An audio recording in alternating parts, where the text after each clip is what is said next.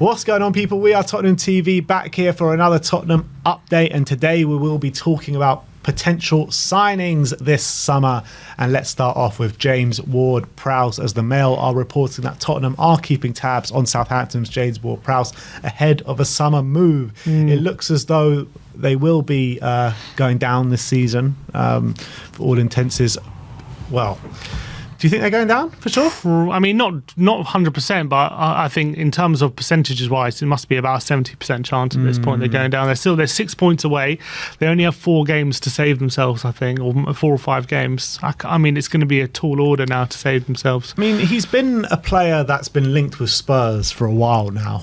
For the last couple of years, we've always been speaking about Ward-Prowse coming to Spurs. Obviously, elite player in his set pieces, but in terms of what he brings us, do you think he brings us anything more than what our current set of midfielders does, apart from the set pieces? I think he's better than Højbjerg in terms of his on-the-ball quality. I think Højbjerg maybe offers a bit more off the ball, but I still think Ward-Prowse is pretty good with that anyway.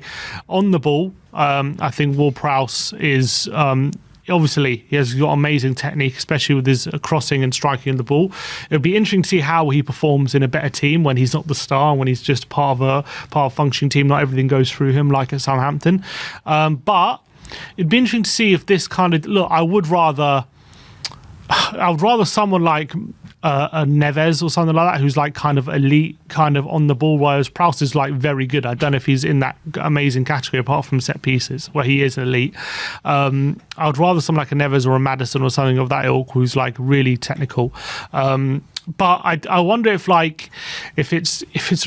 we do go for someone like him in response to Bentancur still being out, and whether we're not sure how long he's going to take to get back to full fitness, and whether that's to compensate for him. But then we still have the likes of Basuma there, Skip and Sarr coming through. Whether they're going to be part of the first team next season remains to be seen. But I do like Ward-Prowse. I would like to see him as a I don't know if you can say stopgap for Bentancur because it'll be a lot of money. So I don't know if you could justify that. But I think he's a good player, and I do think he would add quality and depth to the team. But I don't know if he's enough of a variation. I think he is on the ball, but whether it's enough of an upgrade to justify whatever it would be, 50 million, 60 million. When you're looking at Ward-Prowse, like, do you think that he could go to anyone better than us and get in their team?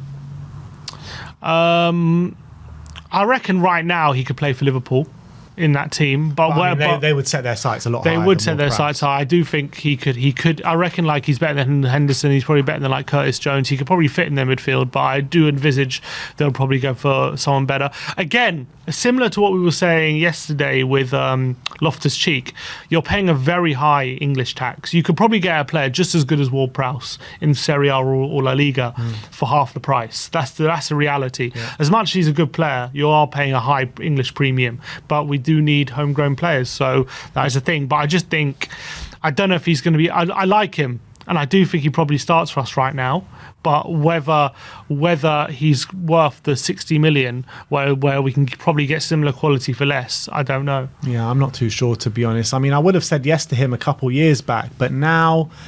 Also getting on a bit, 28. Yeah, now I'd probably say I'd prefer to set our sights elsewhere, to be honest.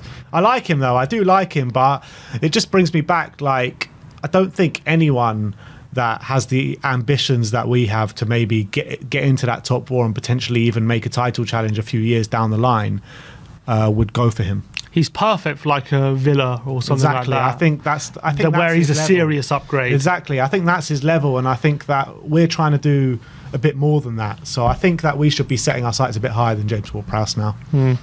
Yeah, I agree.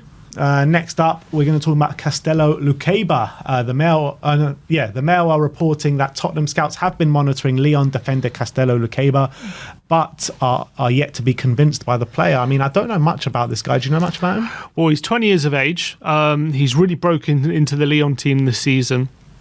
Left-sided centre-back, really aggressive, fast. He's still quite raw because he's a young centre-back, but high potential. I remember watching a Euro expert video on him saying that he was one of the, I think he's saying that there are 3 tiers of centre-back Spurs should go for, like a youngster who like has potential to grow into the role, and then there's like more established players, and he was his pick for like the potential side. Right. And I think we do need that, because we got at the moment, it's like right now we have Davis and Longley, two players who neither of them are good enough. Probably both of them could be good enough to be backup, but neither of them are good enough to rely on to be starters. So in a perfect world, what you'd want is someone like a Lukeba and a more established one next to him who's like amazing world class and then more potential. So I think we definitely need someone like him, who could fill in for, if you like, a Badiashile or something, someone who could fill in at a decent level, but is also growing into the role and could potentially be very, very good in a few years' time, like a Saliba or something. Man. Evan Ndika's the man. Yeah, Ndika's a bit older than him as well, so he would be, and he's got more experience at the top level. So I think Ndika's great, and he'd probably be cheaper as well because he's on a free. But Lukeba's definitely someone who's developing at Lyon right now, and he's one who a lot of people have got their sights on. So we could be getting in, beating the competition early if we get him in now. But again, I think you're spending big money, whereas you also want an established one next to him as well. Absolutely. And let's talk about the next centre-back in Max Kilman.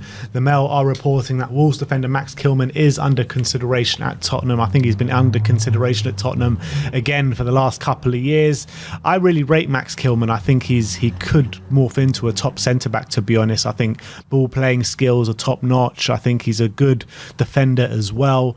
And look, at the end of the day, he's been part of Wolves' backline, who have been one of the best defences over the last couple of years. Yeah, he's been solid. And I like him as well. He's played in a back three and he's played in a back four. He's really big, a big player. He's really comfortable on the ball as well. He has really good strides forward into midfield. He's not... He's comfortable kind of stepping into midfield and being comfortable with those areas. He is 25. There are, I guess, question marks whether he's ever going to make that step up to that real elite level playing.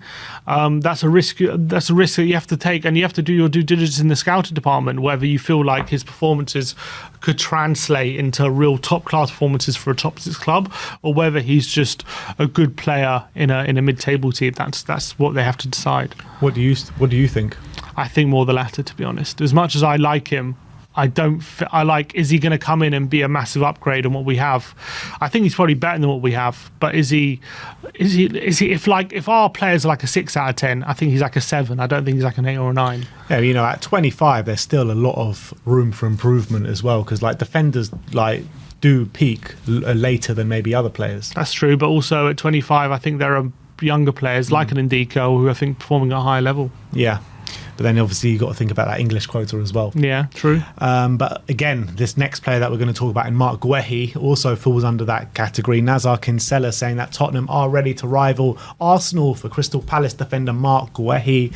I prefer him to Kilman. Yeah, I think I do as well, but only slightly. I rate both of them, to be honest, but I think Guehi is younger, up-and-coming player, and Arsenal... I mean, if Arsenal really are interested in him, do you think he gets into that Arsenal team? I think Gabriel's a bit overrated, to be honest. I think he'd oust Gabriel. As much as Gabriel's good, I don't think and he's been really good this season. I don't see him as like this immovable. Like, I think Saliba, he's going to be there for many, many years to come. He can't get out of the team. Since Saliba's got injured, you've seen a drop-off in Gabriel. Yeah, 100%. He's definitely better than Holding, so we know he immediately becomes the third choice. And I think he would back himself to get in ahead of Gabriel as well. So I wouldn't be surprised if they do sign him and he can oust him. At Spurs, obviously, he's straight into our 11 as well. Yeah. I think he's proven in the Premier League, and I think he's also got a lot of room to grow. He's still young. I think he's a few years younger than Kilman, so I really like him. I think I would really seriously consider him. Would he be your kind of number one English quota centre back? If I'm looking at centre-backs in the Premier League who are English, yeah, probably. I can't think of too many other centre-backs who I'd prefer than him right now, yeah. 22 years old. I think, yeah, I agree. How much do you reckon he'd be attainable for? 40, they signed him for decent money, I think. From Chelsea as well. Yeah, they signed him from Chelsea for decent money, so I think you're looking at least a bare minimum 45, I think. All right, let's move on and let's talk about Manuel Ugarte again, as Ojogo publication in Portugal claiming that Sporting want to negotiate down the sell-on percentage Spurs have on Marcus Edwards from 35% to 20%, and Tottenham's interest in Ugarte could play a part in negotiations and give Spurs an advantage. We have heard in recent days that Liverpool are sniffing around Ugarte as well. But this is what I mean about like players around Europe who are similar quality to Ward-Prowse. In my opinion, I think Ugarte is similar quality, and I think you can get him for a lot less than what you're probably going to pay for Ward-Prowse. I mean, we did have a 50% on Marcus Edwards, didn't we? And we gave a bit of that up for the Pedro Porro. So, I mean, it's a deal that we've already done before, so why not? Let's do it again. Why not? And we're going to end up with 0%, but whatever. Who cares? Because like, how much are they really going to get for Edwards anyway? So I don't think it makes too much difference for us. So if it makes a difference in the Ugarte deal, I'm all for it. Yeah, completely agree. But that is the players that we're going to be talking about today. That is your Tottenham update. Thank you everyone for joining us today. We'll see you all very soon. Like, subscribe and comment. And as always, come on you Spurs.